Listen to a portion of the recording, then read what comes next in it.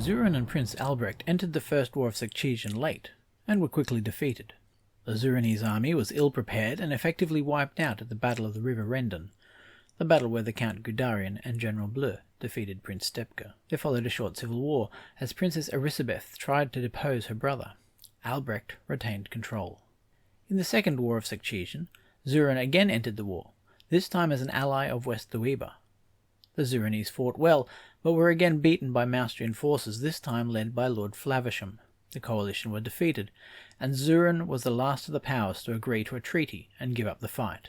What followed was a few years of Maustrian supremacy, with the Council of Nobles dominating the continent through the Maustrian armies. Zurin had a short civil war, trying to restore the central authority of Prince Albrecht, and then bring the city of Skutzberg back under control.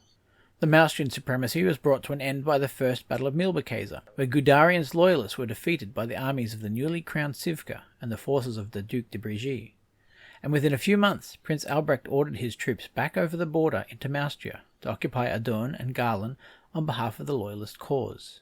This caused consternation in Zurin's northern neighbours, West Thueba and Trentis, as well as the Democratic Republic of Crimsonia. The four nations had together formed a Northern League of Mutual Defence, and were all outraged when Zurin acted independently and interfered in Maustrian affairs without consultation. In midwinter, the Zurinese army arrived at Garlen and laid siege. The city would fall the following month, and at the same time the Zurinese navy and that of the Royalists fought a number of running battles in the Adoanitic Sea. A number of West Thueban spies were captured entering Zurin to investigate just what was going on, while at a similar time a Dunbaran and Ublicon fleet arrived at Bowerhill, carrying an expeditionary force. It was not clear what the Dunbarans were trying to do, beyond causing trouble for the Northern League and threatening Crimsonia. The Crimsonians and their stalwart allies, the Menathians, began assembling a fleet. In early spring of the year of the Pensive Walrus, there were a series of incidents along the border with Trentis, and Lord Lazlo ordered his armies and navies to intervene. It seems likely that the incidents were a false flag operation orchestrated by Trentis to provide an excuse to attack. This suspicion is further strengthened because West Thueban forces crossed the border at the same time. This was a well-coordinated invasion, as three Zurinese cities were quickly occupied: Skutzberg, Verkoverhugel, and Bowerhill. In Bowerhill, the West Thuebans found the city defended by the Dunbarans, who had been unloaded from the Allied fleet before it sailed away to ports unknown. The Dunbarans did not put up a fight, but instead negotiated their evacuation of the city, marching away towards Dormouse. The Zurinese army was immediately called back from Maustria to defend the capital, but as they marched north, the Crimsonians crossed the border into Maustria, taking the city of Adon, handing it back to Royalist control, and the Trentish marched down to Dormouse, stopping on the outskirts to negotiate with the Dunbaran defenders. The Zurinese navy fought another battle against the Royalists, inflicting some casualties and forcing them to head into a Crimsonian port. The coalition forces gathered more troops. A large detachment of Burdonese mercenaries arrived in Bowerhill to join the West Thuebans, while the Crimsonian and Menathian navies joined West Thueba, establishing a cordon to contain Dunbaran and Ublicon fleets, who had returned to Zurin and made their way to Dormouse. In mid-spring, Prince Albrecht reached a hasty treaty with the Royalist Maustrian, agreeing to outrageous terms in order to ensure Zurin is only at war with 3 nations and not 4. But the Maustrians have no forces in the area. The troops that were marching to retake Garland had turned around and returned to Milberkäse in time to surprise Gudarian and Rostopki, and that story is told elsewhere.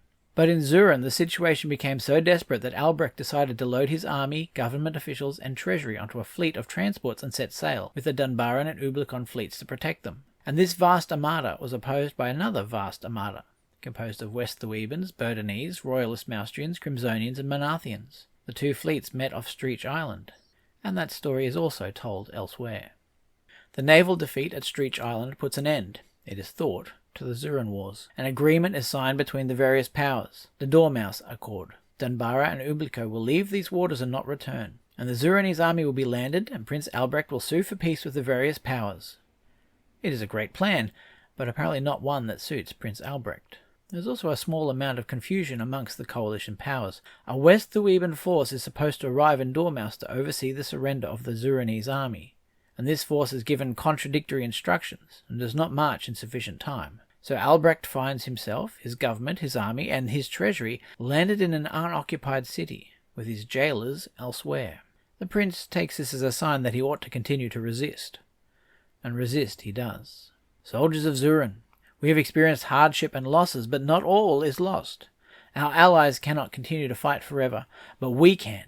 We will fight our enemies one at a time. We will win enough battles that they will leave our country. No victory comes without price. We shall prevail for Zurin." The coalition nations issue demands for Zurin to come to the negotiation table, but these are rejected over the future of the prince himself. West Theweba insists that he be removed from power. So Prince Albrecht marches north to engage the army of Trentis, which he outnumbers. The Trentish retreat, abandoning Skutsburg, while the West Thewebans occupy Dormouse. In the late summer, Albrecht sends an agent with orders to kill Mertzeviers, head of the West Theweban government. Armed with a repeating pistol and pockets of cheese, this assassin crosses the border, rides through the desert, and arrives in Medinji, the holy city, to find the Mertzer as he makes his daily pilgrimage to the Lesser Yellow Shrine. A paid accomplice causes a distraction, drawing the attention of the Mertzer's guards, and the agent steps into the street and fires 3 shots into the aged and beloved ruler. His final words were, "Greed has poisoned mice's souls, has barricaded the world with hate, has rat-stepped us into misery and bloodshed." This brutal attack is almost unprecedented in Mouse-Ropa and hardens the hearts of the coalition powers against Zurin and Albrecht in particular. There will be no more delay or calls for peace. The prince must be apprehended, and if his entire army needs to be destroyed to make it happen, then so be it. Crimsonia marches 60,000 mice towards Skutsburg, prompting Albrecht to retreat to Verkovihugel, taking it from the small Trentish occupation force. The West Thewebans and their Burdonese mercenaries pursue.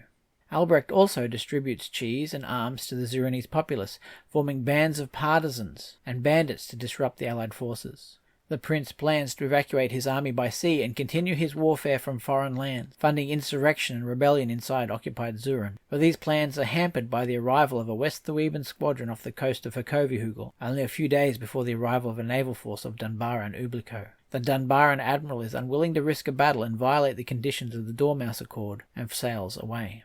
Albrecht is unaware of this development. All he sees is West Theweban ships, and suspects Dunbaran faithlessness. Verkovihugel is on the edge of the Great Desert. To lead the army further north will invite its destruction. Albrecht decides to fortify the city and make his stand here, and the West Thewebans oblige. Their army and Burdonese mercenaries arrive late in the month and form lines of battle, some 50,000 mice, against Albrecht's 26,000. The Zurinese deploy in strong positions of defence, holding the city and a nearby hill, but as the West Thewebans advance, Albrecht orders his right to leave the city and their defences and strike the Burdonese mercenary force. His plan is to break these soldiers of the far south, who must be melting here in the sweaty north, and then roll up the flank of the West Thewebans. It is a bold plan, and ultimately unwise. The Burdonese are far from home, but they are professionals. Their artillery is effective, their volleys are well delivered, and their officers cool under pressure. They also outnumber the attacking force 2-1, and numbers have a quality all of their own. Albrecht decides to commit his cavalry and a brigade of guards to the attack, but to no avail.